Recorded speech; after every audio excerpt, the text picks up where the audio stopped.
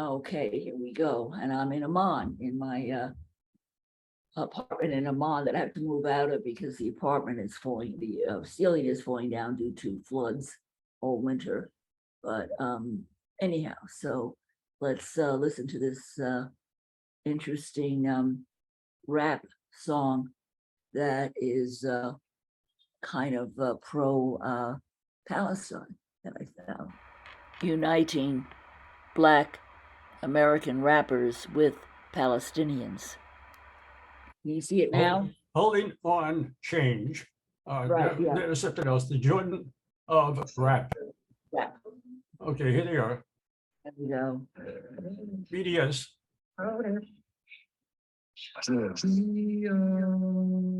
BDS The Bridge. BDS The Bridge. So they see BDS is the bridge.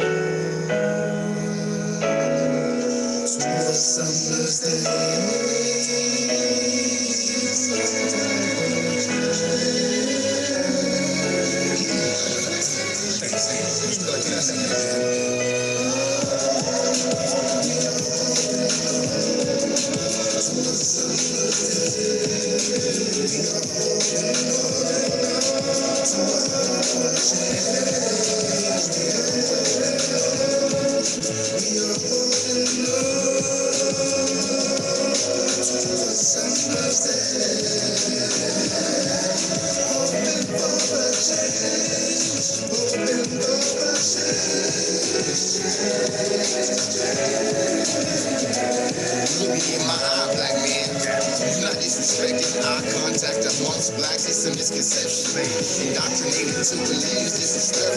Look at me in my eye, I don't gotta check it. When I open the books, the more I see how much they took. Cultural sources, they got the nerve to call us crooks, but we waking up and becoming conscious. And they hating that, because their power is where our separation at. They feel the unity between you and me. We need to learn to speak legalese, fluently. Systematic oppression ever since we got emancipated. Give us free, you can keep the mule at 40 acres. Change when you decide it does. Gotta stay hopeful for it. Stay strong as a beat, cause vocal cords. This is poetry's spoken words. I wanna be a piece of price nice. But I'm talking air Jordan. Seeds, and keep me as a million broken words. Cause those who came like straight, end up somewhere. Ain't no further than whoever they run for it. The cycle repeats, one heartbeats. My own self becomes one lost sheep. Not me, I'm becoming an age. Lightweight and order to walk with me. Need a lot more than she. Joseph from ATL. I developed the nigga syndrome, the priest. Inspired and witness and giant. Roll the earth, but accept the slave. Entire communities wait for the checks and tracing of grain. So many stars, single mothers, so many dads trying to provide but can't. Cause mama got a new nigga between the legs. So bow our heads for what's to come and give thanks. Always told you don't have to pray when you have faith.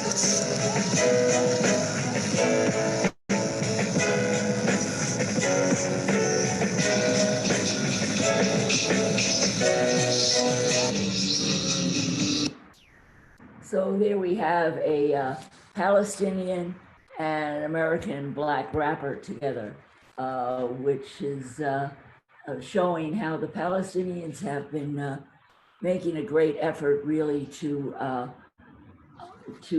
connect to the African American community and to find what they have in common as being oppressed peoples.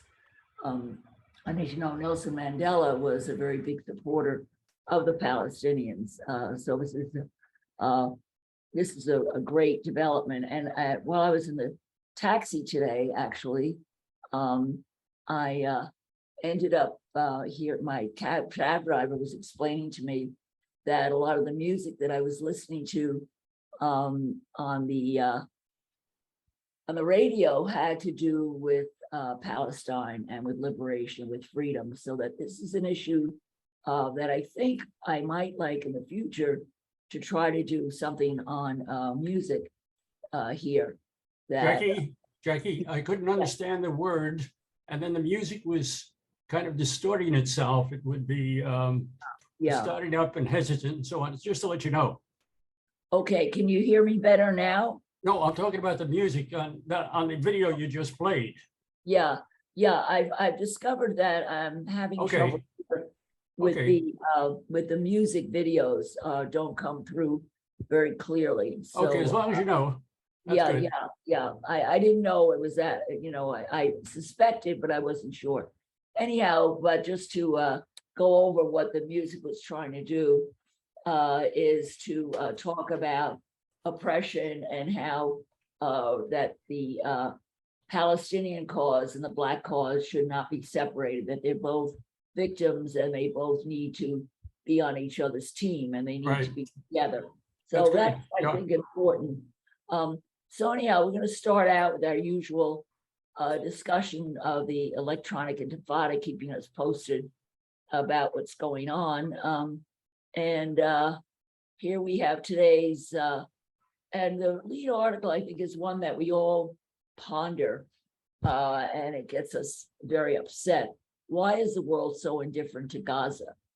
And I think this brings up the disparity between the reaction of the world to what was going on in Ukraine and the disparity between the reaction to Ukraine, the invasion of Ukraine, and when just last month we had Gaza, So it talks about why is the world so different to Gaza? So let's look for it for a minute and see what what he's saying. Yeah, all of a sudden we were concerned about refugees in Ukraine, which we weren't responsible for causing, but the refugees in Syria, Iraq, Afghanistan, we had no concern, and it wasn't hitting the TV day after day.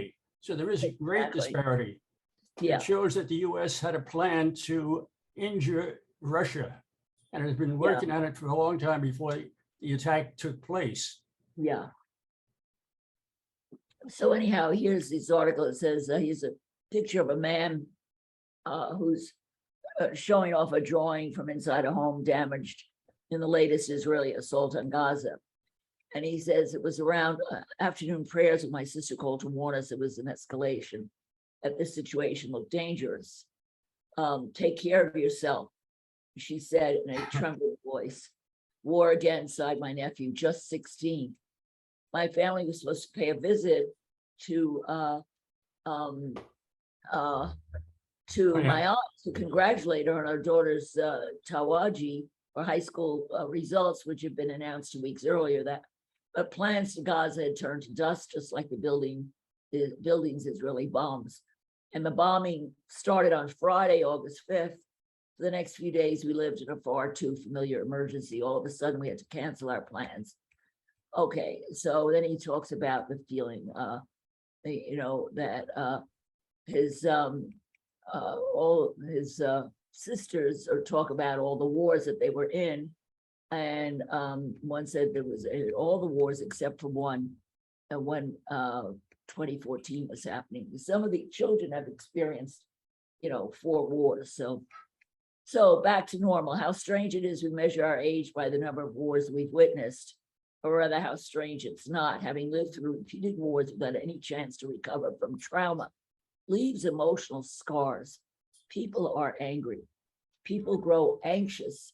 There is depression. There is substance abuse. And we ask questions, what will come from such bitter experience? Will it last as long as the 2014 war? Will it be short but deadly like 2012? Will it be like 2021? War, no matter how long or short, is war. Comparisons fail to convey all that wars are in the fundamental sense the same. And it turned out, but as it turned out, but how are we to know this war this time lasted 3 days, but it was still war. War is about losses, about death and destruction. It's fear, it's anxiety, it's helplessness, it's horror. UN confirmed a total of 46 Palestinians dead, including 17 children. Gaza's health report reported 360 injured, including 151 children, 58 women, and 19 older persons. And he says, our lives so cheap, no one cares for them. Why is the world so indifferent to what's happening to us, but so angry about Ukraine? Flagrant rights, human violations, wars, and near constant bombardment in Gaza, coupled with Israel's 15-year-long blockade there, and the havoc Israel's soldiers wreak across the West Bank, where violent raids of the norm have made our lives extremely hard, our fates precarious, and our futures uncertain. And then he talks about the fear, the horror of living under war. And he asks, what is normal in Gaza? There are no jobs, there's no freedom of movement, there's no prospects, electricity is rationed, the water is contaminated and scarce. We checked up on all our relatives, we offered our condolences to those grieving. We know this is not the last time Palestinians' blood will be shed so cheaply. So we asked the question, why is everybody silent and ignoring what's going on? And we're going to talk about then another horrible thing that recently happened, we're going to focus on today, is when the Israeli army shut down 6 prominent Palestinian rights groups, calling them terrorist organizations, although the EU had said there was no, and the United States and the EU both said that they weren't. There's no evidence to show that they're terrorist organizations. But Israel invaded them, I think it was 2 days ago. And these are all groups that work particularly with women and children, Palestinian human rights groups. Many of them are have been around since, some of them were around from before the State of Israel was formed. So these are old groups that are distinguished and prominent. They went in, they destroyed computers, they took documents, papers, hard drives, and then they sealed them, and they're officially shut down. And these are groups that Israel calls terrorist groups, and even the United States said to them that they were concerned and wanted to see the evidence, because they said that the evidence they've seen so far does not justify treating these groups as terrorist groups. Well, they terrorize the Israelis because they tell the truth about what they're actually doing. They don't terrorize anybody else. Exactly, exactly. They terrorize the Israelis. So we ask, what do we do? What can people do? And are there choices that are not violent, that in a way that Palestinians can protest and can pressure Israel to give them their freedom and their human rights? And the important group that exists is called BDS, which means boycott, divest, and sanction. And this was a very effective tool that was used against apartheid in South Africa.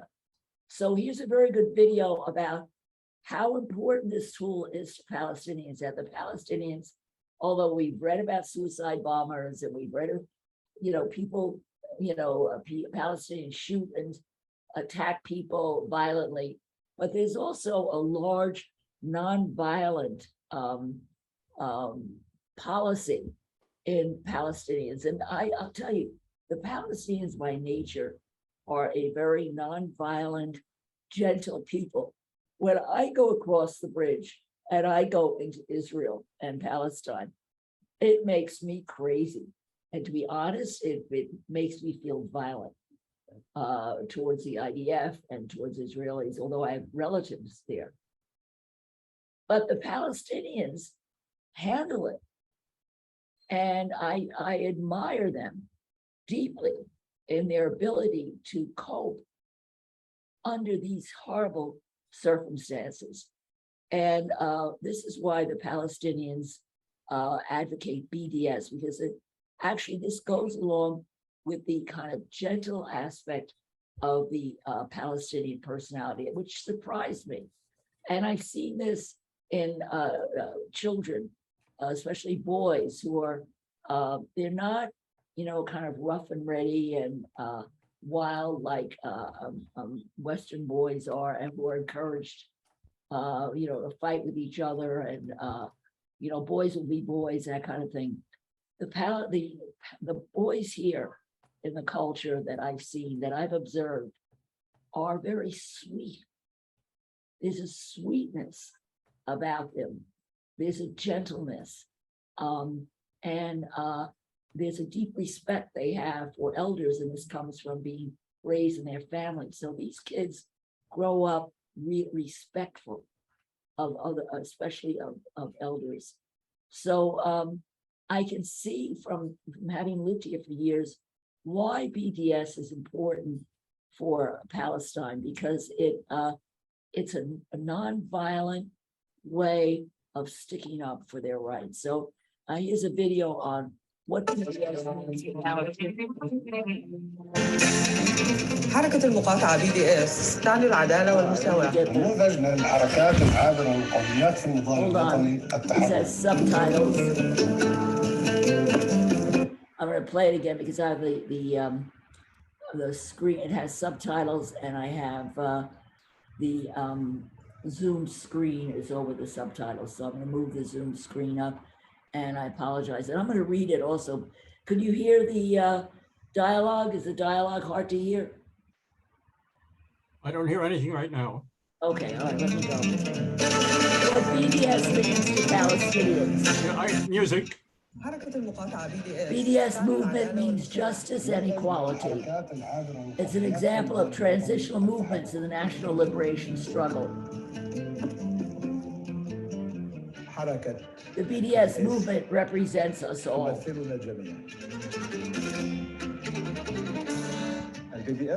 BDS means freedom and salvation from oppression.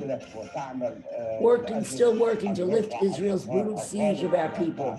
Okay, we can see the translation. The Al-Faroon band, the BDS band.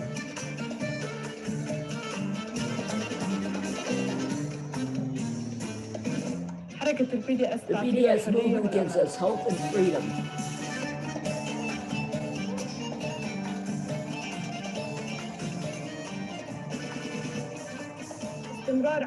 The continuity of its work gives me hope as a Palestinian youth. Our only hope to return to our homes from which we were uprooted in 1948. It's a consensus tool for resisting the occupation. It's a reference in the struggle. The BDS movement is the hope of these kids and the kids of refugee camps in the diaspora in the West Bank. It fights corporate complicity in Israel. It gives us hope. It has a role in various means of civil disobedience. For the world not to be complicit with Israel. As a Palestinian woman, I see BDS as an entity that unites us and binds together free people across the world. We are BDS and BDS is us. Jackie, we can see the translation. And this is the symbol for the BDS movement with the famous drawing that is used by most Palestinian resistance. So that's the relevance and meaning of BDS. So we might want to ask, some people may not know exactly what BDS is, what it does, what it's possible to do. So here's a interview to explain exactly what BDS is. Now, he points out with the fact that in America, BDS is now illegal in many states. And so that we're going to talk about the situation in the United States where BDS has been made illegal. But here's an explanation of BDS. Imagine you could get fined of up to $1 million and 20 years in prison for supporting a boycott. Well, under the guidance of AIPAC, Congress is considering a bill which will do just that. The aim of the bill is to make it illegal to support the BDS movement. It already has nearly 300 co-sponsors among Democrats and Republicans in both houses.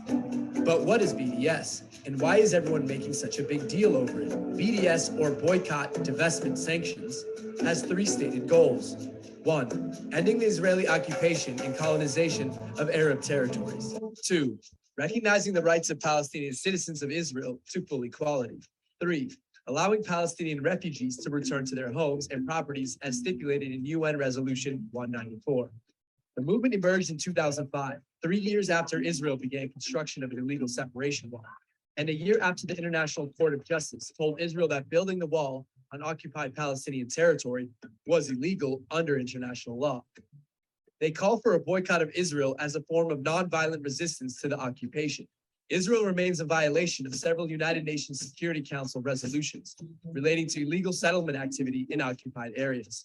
Today, BDS is an international grassroots movement led by the largest coalition of Palestinian organizations with many celebrity supporters, including Desmond Tutu, Angela Davis, Roger Waters, President Evo Morales, Stephen Hawking, Adolfo Perez Esquivel, and Russell Brand. The movement maintains that it is an inclusive, anti-racist organization committed to human rights, which opposes both anti-Semitism and Islamophobia. However, the movement has been targeted by lawmakers, particularly in the US, UK, and France. Israel claims BDS is anti-Semitic and wants to destroy the Jewish state. In the past, anti-Semites boycotted Jewish businesses, and today they called for the boycott of the Jewish state. What's strange is even Jewish groups support the movement, but many politicians seem to be buying it, especially in the US. In 2016, New York Governor Andrew Cuomo signed an executive order that stopped the state of New York doing business with companies and organizations that support BDS. In the US alone, a total of 21 states have passed laws against working with companies that are involved in the BDS movement. Similar legislation has been considered in Britain and in France. But many feel that this has nothing to do with anti-Semitism and think that the move hampers free speech. They argue that their personal views on boycotting Israel shouldn't be interfered with by the state. These voices have expressed concern inside and outside Israel, as criticism of Israel is more frequently labeled as anti-Semitic. But critics of BDS also have another concern. Here's the US ambassador to the UN saying Israel is being unfairly targeted. How tragic is it that of all countries in the world to condemn for human rights violations, these voices choose to single out Israel? And here's world-renowned human rights advocate Naomi Klein's response to that. The question is not, is Israel the worst state in the world? That's not what anyone is saying, and it's not true. The question is, what do you do when a people under illegal occupation come together and chart out a way for the rest of the world to express their solidarity and support them? The movement has had some successes. Many companies, including Barkin Wines and SodaStream, have stopped operations in occupied territories. G4S has left Israel completely. And the World Bank reports that Israeli imports from Palestine have decreased 24% due in part to the boycott. Israel now recognizes BDS as a strategic threat and has committed a ministry to counter BDS. So does boycotting Israel make you anti-Semitic?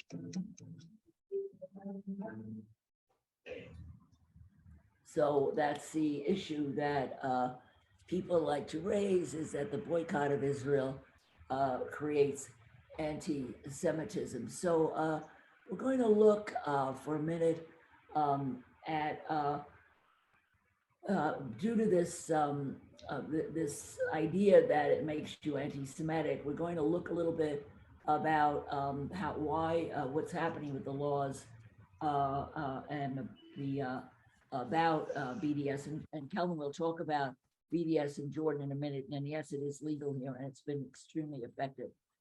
So we're going to just read a little bit about the anti-BDS laws, because a lot of us in the state are not aware of what the public opinion is and how effective AIPAC has been in pressuring politicians. And they've been very active now working for the primaries, which are coming up in a few days in New York and throughout the country, and then the election in November for the Senate and the House of Representatives. And so AIPAC has been pressuring, and they said they've been very successful. They've gotten at least 22 new candidates who are committed to supporting Israel totally, because they've been working very hard for the past months on getting pro-Israel candidates, or getting statements from candidates. And of course, this all comes about the donations to their campaigns. So they're basically buying American politicians. So according to the University of Maryland's critical issue poll from October 2019, the majority of Americans opposed anti-BDS laws. So Americans were opposed to these laws. 72% opposed laws penalizing people who boycott Israel. And only 22% supported refused out of the 2019. The poll also found a strong partisan divide on BDS. among those who had heard of BDS. 76% of Republicans opposed movement, while 48% of Democrats supported it. In 2019 poll from Data for Progress, 35% to 27% opposed anti-BDS laws. Split by party affiliation, 48% of the Democrats opposed anti-BDS laws and 15% supported them. 27% of the Republicans opposed anti-BDS laws and 44% supported them.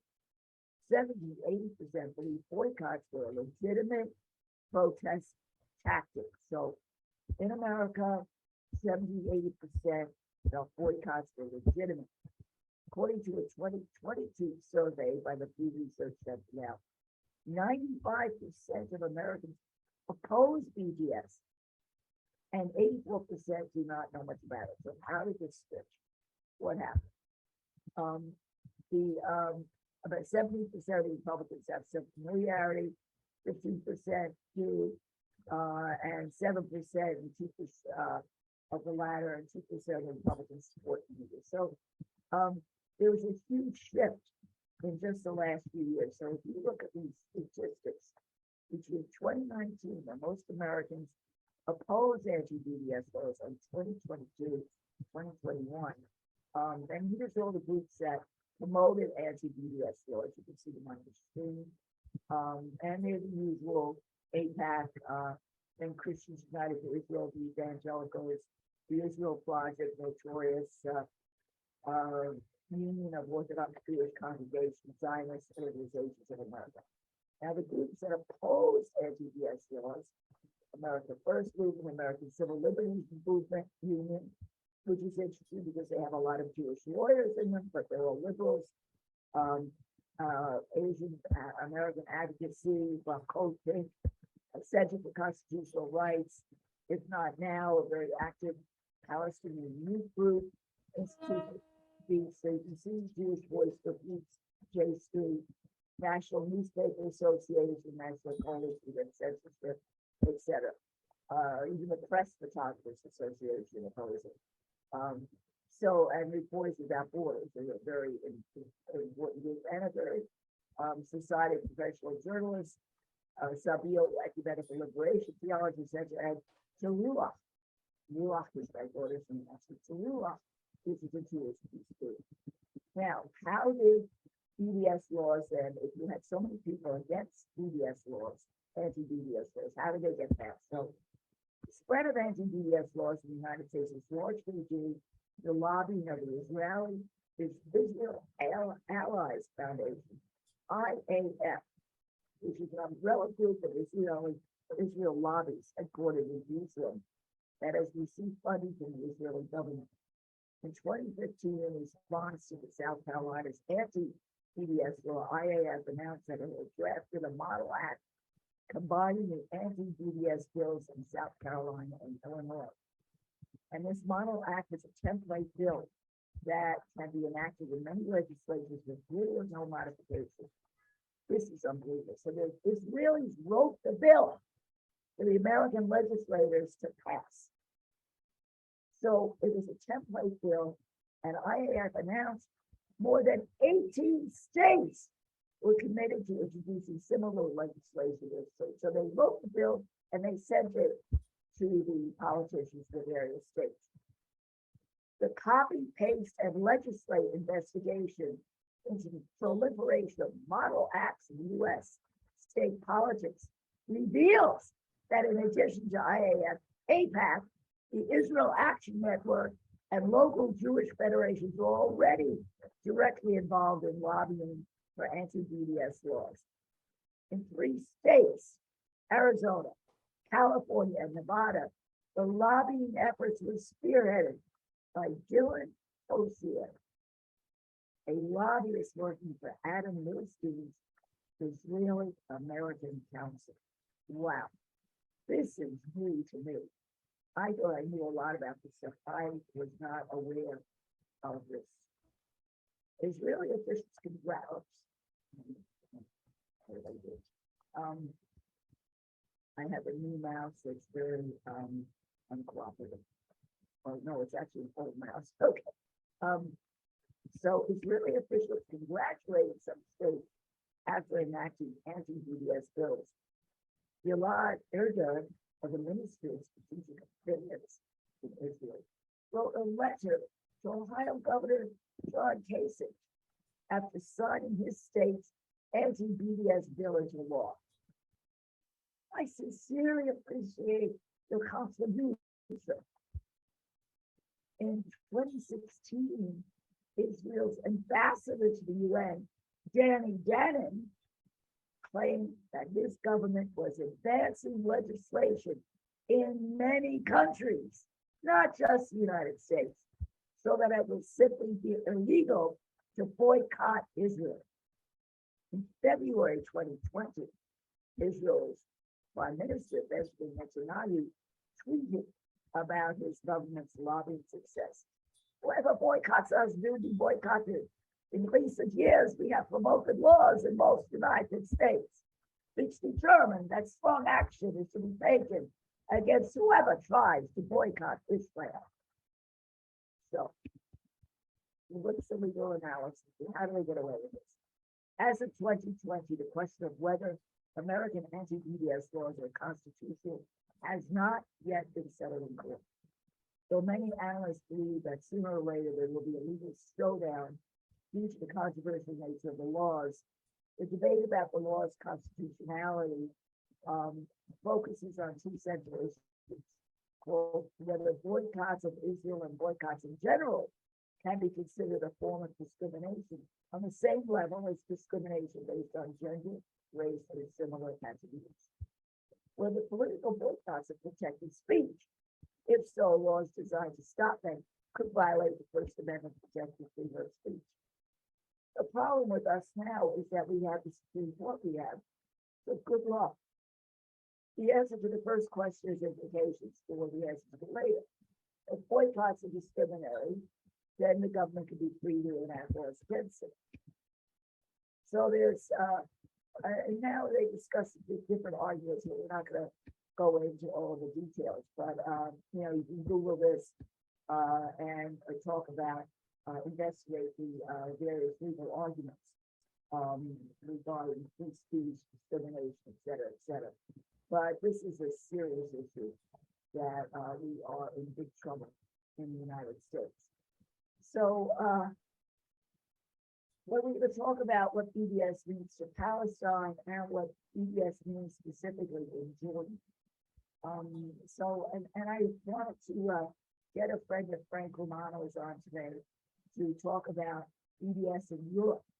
And I wasn't able to connect to him, his phone wasn't working. So maybe Frank will be able to organize some people to talk about BDS in Europe, because I know that Israel, they're very busy pressuring governments of France and England, particularly in Germany, to press anti-BDS laws. So I'm going to follow up on this with a program specifically talking about what's going on in Europe. So what does BDS mean for Palestine? What does it mean for Jordan? Here's a video on BDS for Palestine. State oppression. The Boston Tea Party. Throughout history, boycotts have played a decisive role in the struggle against state oppression. The Boston Tea Party, Gandhi's Salt March, and the isolation of apartheid South Africa. Boycotts are a nonviolent way to pressure a government to change its ways by drawing attention to oppressive policies through withholding cooperation. And that's exactly why the Palestinian boycott, divestment, and sanctions movement has been gaining traction worldwide, and particularly on college campuses in the US. I sat down with Omar Barghouti, one of the founders of the BDS movement, to find out how we got here and why BDS is so critical to the Palestinian quest for freedom. Boycott, divestment, and sanctions is a movement that was launched by the absolute majority of Palestinians in 2005. It calls for Palestinian rights under international law. At a minimum, that means ending the occupation, the military occupation of Gaza and the West Bank, including East Jerusalem, ending the system of racial discrimination that exists in Israel. As I said, 60 laws discriminate against the non-Jewish, the indigenous population. Palestinians have called for isolating Israel's regime until it recognizes our rights under international law. Why is the Israeli government trying so hard to discredit and stop BDS? Israel perceives BDS as having a very serious strategic impact on its entire regime of oppression, because Israel, and as well as we do, see the South African president as very important. We see the US civil rights movement and the power of boycotts in that movement in affecting serious change at the academic level, the cultural level, and increasingly at the economic level. Israel's isolation is increasing around the world. They see the writing on the wall, and so do we. Is that an observable fact? That statement that Israel's isolation is increasing all over the world? Absolutely. Why else do you think Israel treats BDS as a strategic threat and allocates hundreds of millions of dollars to fight the movement, using its intelligence services, dictating policy to some governments that they want to punish BDS activists, threatening churches and trade unions and social movements and so on? Pro-Israeli U.S. lawmakers are seeking to criminally outlaw support for the boycott, divestment, and sanctions campaign against Israel. If a proposed bipartisan law is passed, backers of BDS could face up to 20 years in prison and a whopping $1 million fine. The United States government, obviously the US Congress, are the most complicit. They continue providing Israel with billions and billions of dollars, weapons, protection of the United Nations, preventing any country from taking serious sanctions against Israel. For decades, in one of the most consistent and steadfast displays of bipartisanship, Democrats and Republicans have united to guarantee Israel keeps receiving more US foreign aid than any other country in the world. Most of it to fund Israel's military, bringing the total to $38 billion over the next 10 years. Without the US government, Israel would face serious sanctions because of its egregious violations of human rights and international law. So it's not held according to the same standard. Any other state committing equal crimes would be held accountable, but not Israel, because of international complicity. The U.S. claims they're the leaders of the free world. What is it about the U.S. that specifically prevents them from living up to that reputation when it comes to the freedom of Palestinians? I wouldn't even put the United States as one monolithic sum, because there's the 1%, and there's the military-industrial complex that's ruling the United States, and then there's the majority of the people in the United States. The majority of the people have no interest in maintaining Israel's apartheid, Israel's military occupation, and Israel's violations. Recent polls by Brookings Institution, for example, have shown that about 60% of Democrats support sanctions against Israel. 46% of all Americans support sanctions against Israel. That's almost half.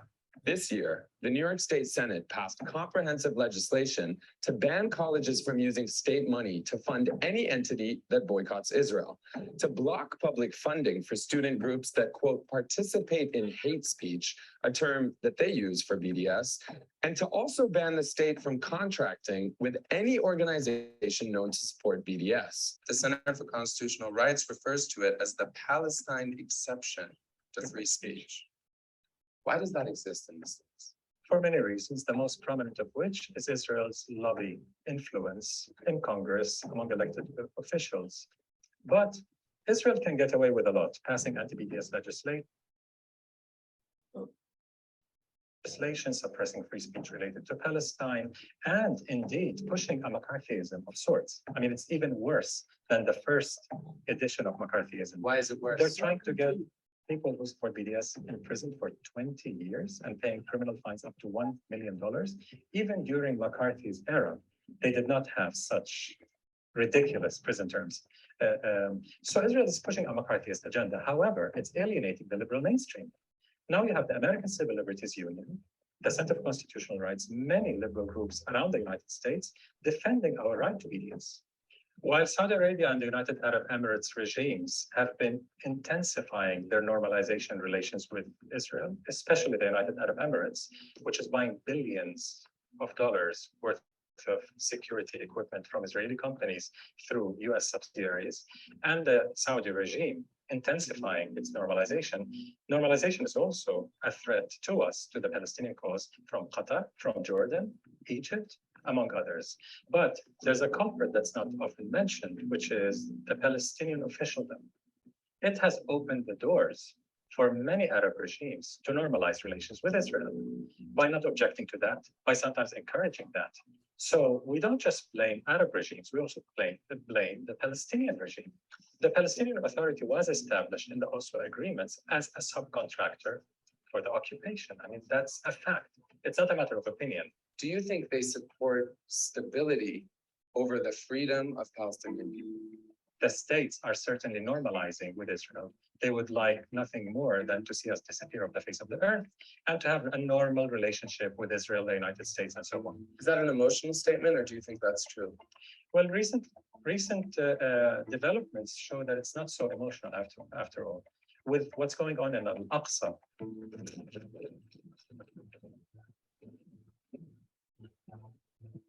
Palestinian nonviolent protesters being shot down by Israel, being shot and injured and so on, we haven't seen any serious reaction from most Arab governments, especially in the Gulf.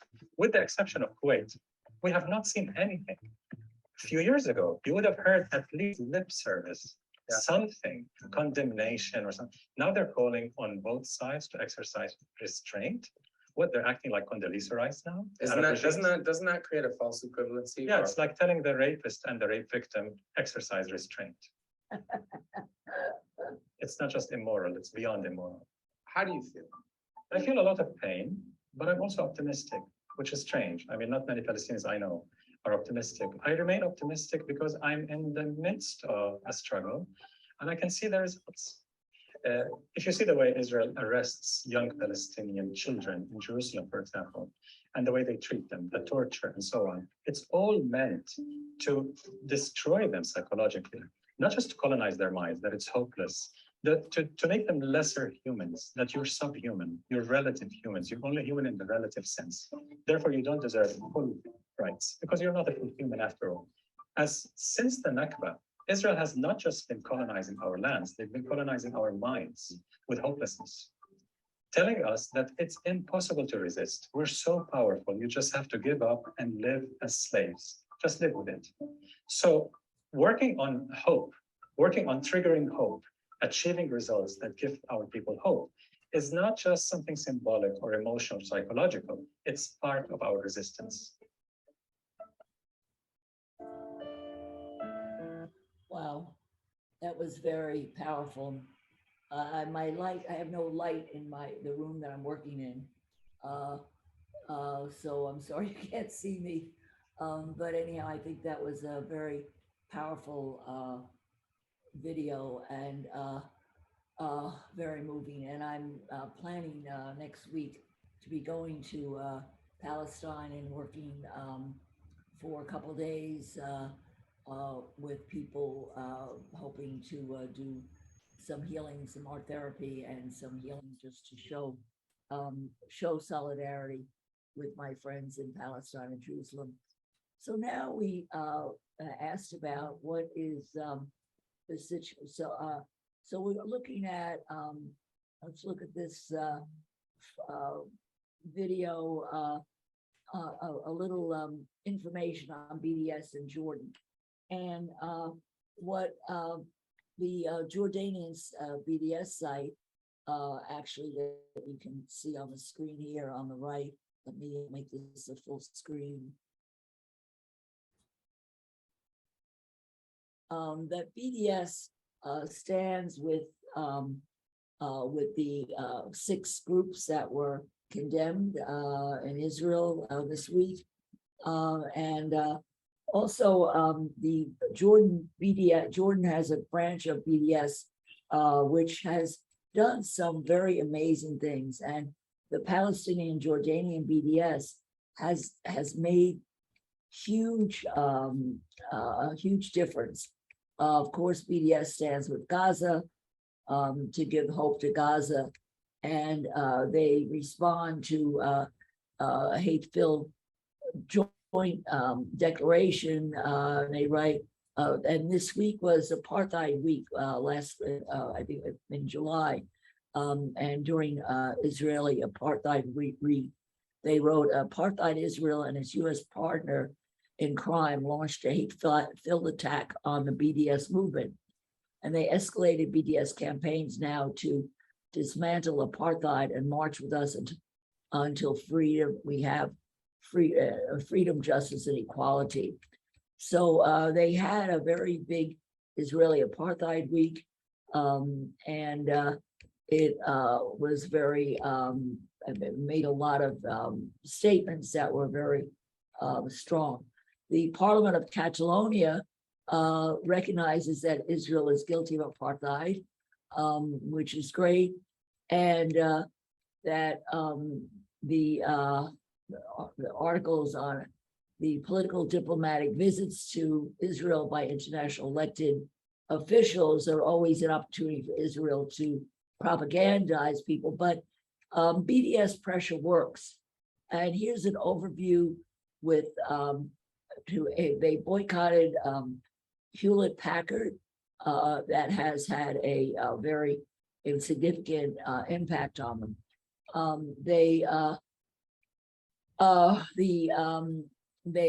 Rodrigo and Gabriela, they canceled their apartheid Israel concert.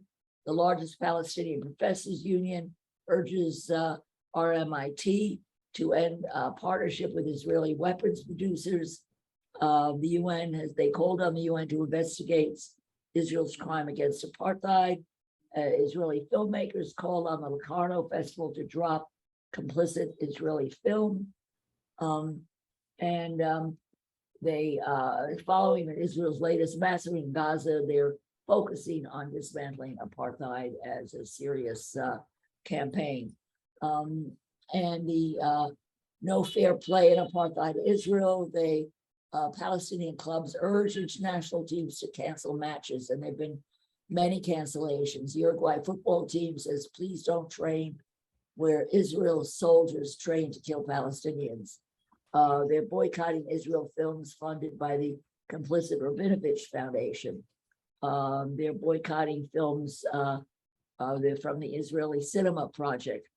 The Global Day of Action will be September 10th for Palestinian sports groups to refuse to be silent. So on September 10th, which is the day after I get home, maybe if I'm not too exhausted, maybe I'll do a program on sports boycotts. And then here, sports washing is associated with certain countries. Why not Israel? So we talked about Rodrigo and Gabriela canceling their concert, and the BDS impacts of 2022 that they've been pretty successful.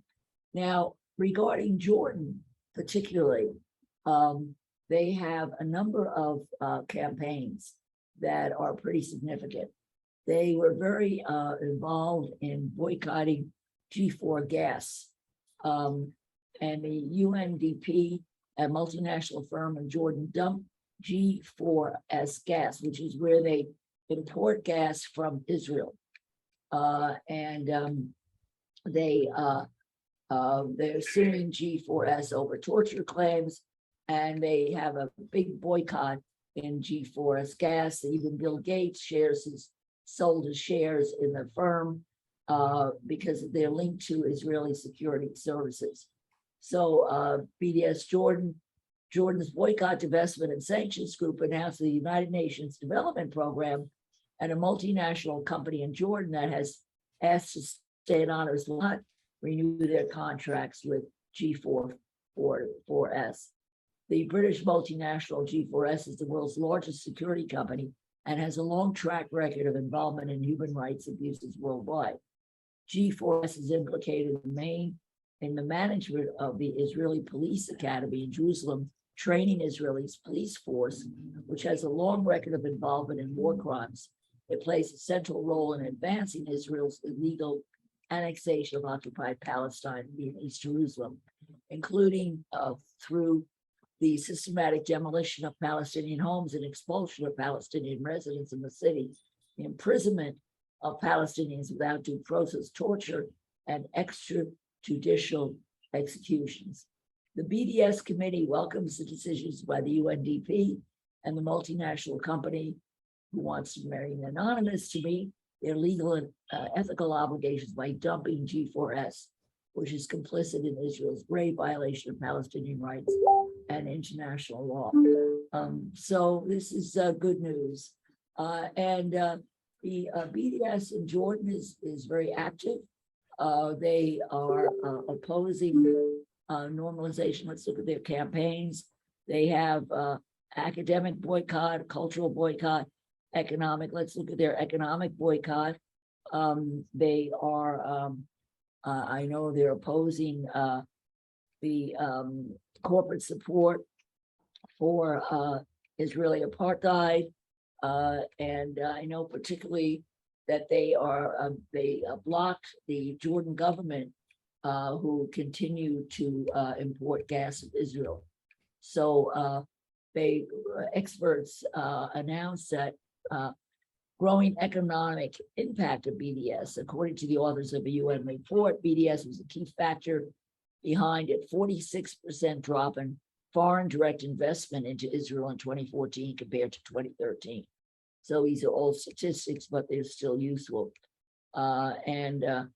Major shareholders such as the Presbyterian Church, Methodist Church, Dutch Pension Fund, Norwegian, Luxembourg, and New Zealand governments have divested, along with Danske Bank and Nordea, and Bill Soros and Bill Gates have also divested from BDS targets. That's interesting that Gates and Soros have impacted. And the impact on Israeli companies, BDS campaigning has had a serious impact on Israeli companies. Carmel Agrexo, Israel's largest export company, entered liquidation after a huge boycott campaign against the company pushed Israel farmers to export their products through other companies.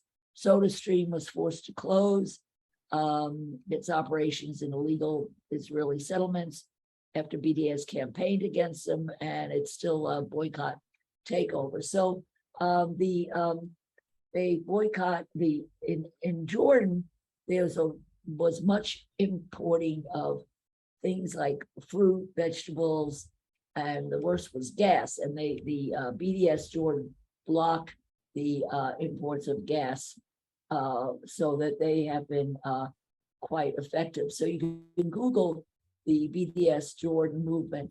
I've had trouble contacting them. I think they may be under some pressure with this new normalization because I had trouble getting people to come on to the show, but it just may be that people's lives are busy and they couldn't do it. But I have a sense that BDS is making an impact. So Israel's freaking out. And what happened was the U.S. Appeals Court just upheld Arkansas's anti-BDS law. And that this advocates say the ruling will flip the First Amendment on its head and endanger the free speech of all Americans. So this is what they were talking about. So this was in June 2022. Now we haven't had, so this is the first appeals court. This is the federal appeals court. So because this is the latest. So let's read what this says. It says the U.S. Court of Appeals upheld an Arkansas law that restricts state contractors from boycotting Israel, raising concerns about governmental infringement on free speech when it comes to criticism of Israeli abuses. The Eighth Circuit Court just ruled on Wednesday, this was last month, that boycotts fall under commercial activity, which the state has a right to regulate, not expressive conduct protected by the First Amendment of the U.S. Constitution. But advocates say laws that prohibit boycotting Israel, which have been adopted by dozens of states with the backing of pro-Israel groups, are designed to unconstitutionally chill speech that supports human rights. Such laws aim to counter the boycott, divestment, and sanctions movement, which pushes to exert nonviolent pressure on Israel to end abuses against Palestinians that have been described by leading human rights groups, including Amnesty International, as apartheid. It's a horrible reading and it's very inaccurate, said Abed Ayub, legal director of the American Arab Anti-Discrimination Committee. I think this is a very un-American ruling and position. This will flip the First Amendment on its head. It's shocking to see we're living in a time where our courts are deteriorating our rights and abilities to express ourselves. The Arkansas case started in 2018 when the Arkansas Times, a Little Rock-based publication, sued the state over its anti-BDS law after refusing to sign a pledge not to boycott Israel in order to win an advertising contract from a public university. The law requires contractors that do not sign the pledge to reduce their fees by 20%. A district court initially dismissed the lawsuit, but a 3-judge appeals panel blocked the law in a split decision in 2021, ruling it violates the First Amendment. Now the full court has revived the statute. The Arkansas Times cited its publisher, Alan Leverett, as saying on Wednesday that he will discuss future steps with the ACLU that helped the newspaper sue the state. For its part, the ACLU called the ruling wrong and a departure from this nation's longstanding traditions. It ignores the fact that this country was founded on a boycott of British goods, i.e. the Tea Party, and that boycotts have been a fundamental part of American public discourse ever since civil rights movement. Bus boycotts. We are considering next steps and will continue to fight for robust protection from political boycotts, says Brian House, staff lawyer with the ACLU Speech, Privacy, and Technology Project. Judge Jonathan Combs, who was nominated by former President Trump, of course, wrote in the decision that the state law does not ban criticism of Israel. It only prohibits economic decisions that discriminate against Israel, because those commercial decisions are invisible to observers unless explained. They are not inherently expressive and do not implicate the First Amendment. Talk about splitting hairs. BDS experts exerts nonviolent pressure on Israel to end abuse. Okay, this is just the caption for this picture here. In a dissenting opinion, Judge Jane Kelly dismissed the notion that the law is rooted in economic concerns. By the expressed terms of this act, the Arkansas seeks not only to avoid contracting with companies that refuse to do business with Israel, Kelly wrote, it also seeks to avoid contracting with anyone who supports or promotes such activity. She said the law allows the state, in violation of the First Amendment, to consider a company's speech in association with others to determine whether that company is participating in such a boycott of Israel. Such speech, which would be prohibited by the law, Kelly argued, may include posting anti-Israel signs, donating to causes that promote a boycott of Israel, encouraging others to boycott Israel, or even publicly criticizing the act.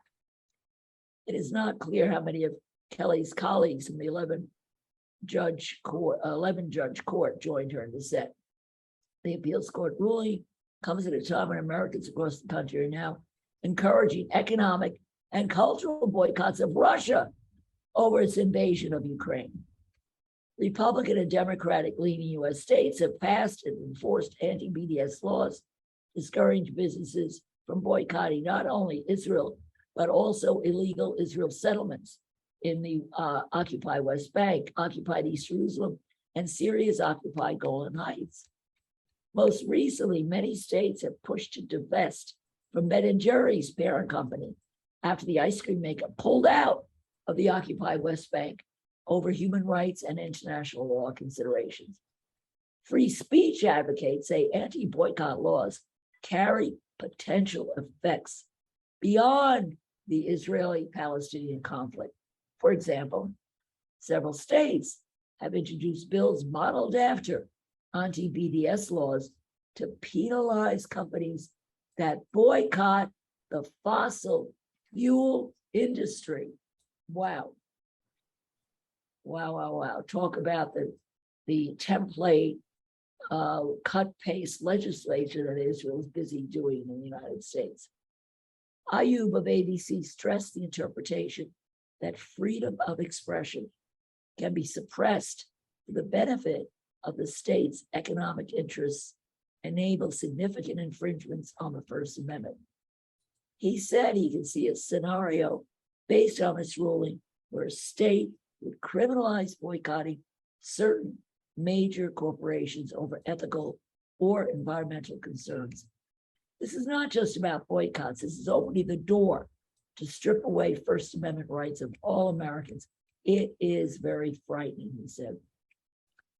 Multiple federal courts across the country have taken up and mostly blocked anti-BDS laws, but the appeal court's ruling on Wednesday complicates the legal analysis on whether such statutes are constitutional. Abbott said the Supreme Court should settle the debate, but he noted the top court's conservative majority recently has been moving to strip away, not protect individual rights. You just have to trust in a court that really has been chipping away at a lot of our rights lately, he said. Edward Ahmed Mitchell, Deputy Director of the Council on American Islamic Relations, echoed Ayub's remarks, saying the appeals court ruling endangers the free speech rights of every American. By ruling against the Arkansas Times, the Eighth Circuit has broken with nearly every other court that has reviewed and struck down these unconstitutional, un-American anti-boycott laws, Michelle told Al Jazeera. So stay tuned. We're in for a big fight. And it's really tragic that Israel is basically cut and pasting legislation for everybody in America. So I wish you all a wonderful weekend, a wonderful week, and I'm going to play again at the end. Although you said, Ed, that it didn't play very well, so we'll see. We'll see. Yeah, we'll see. Yeah. So what I for those of you who came on late, and especially if you're younger and you like hip hop, which I'm not a big fan of, although my son is a hip hop musician and did some famous stuff in the hip hop community. What I found, I started out our little video, and I apologize for the sound quality, but this is kind of cool and hopeful because the United States is going to be in a big battle, as well as many other countries around the world regarding BDS. And it's really wonderful to see that the Palestinians have linked up with African Americans in their cause, in their common cause against the struggle against injustice. So this is a group called the Jordan of Rap, BDS The Bridge. Okay, so they say BDS as The Bridge.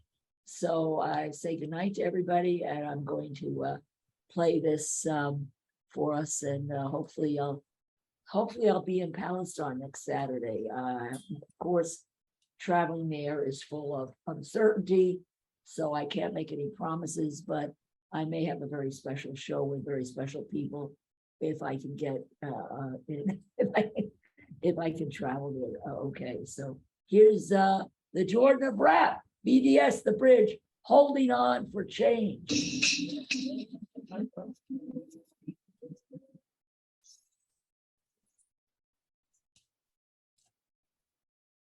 Oops.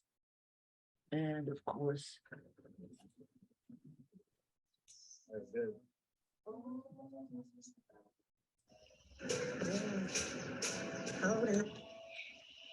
Georgia and BDS The Bridge. Holding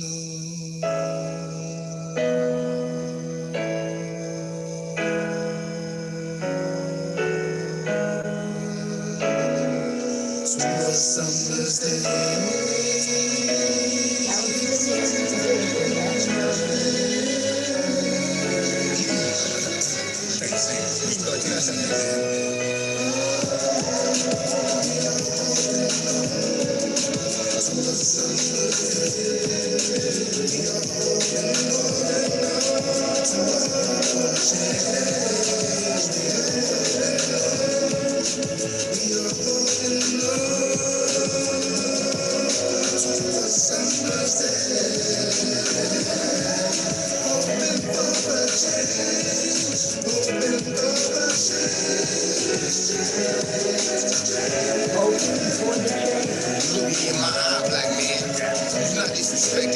contact amongst blacks is a misconception.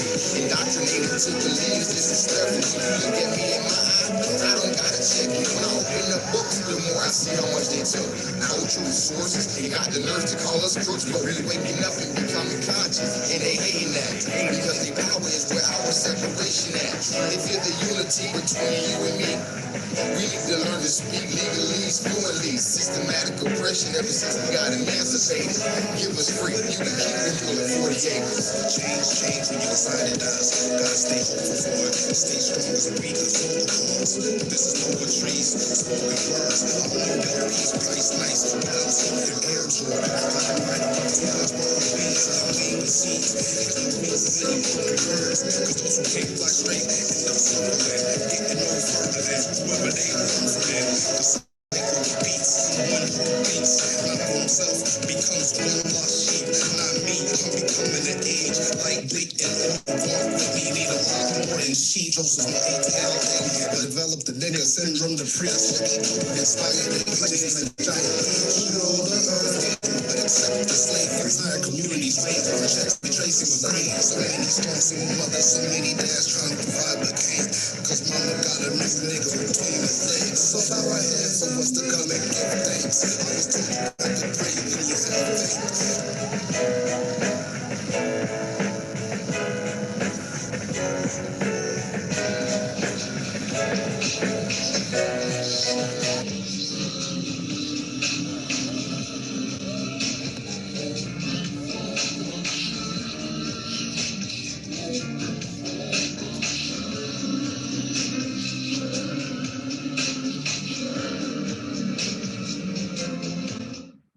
How about that? Hold it on for change. So there we go. Everybody have keep the faith, keep hope, keep holding on for change. And I will see you next week, inshallah. And hopefully I'll have light. I'm here, but you just can't see me. So I will, blessings and peace to everybody, and keep the faith, and let's hold on for change. Amen. Ma salama. See you next week.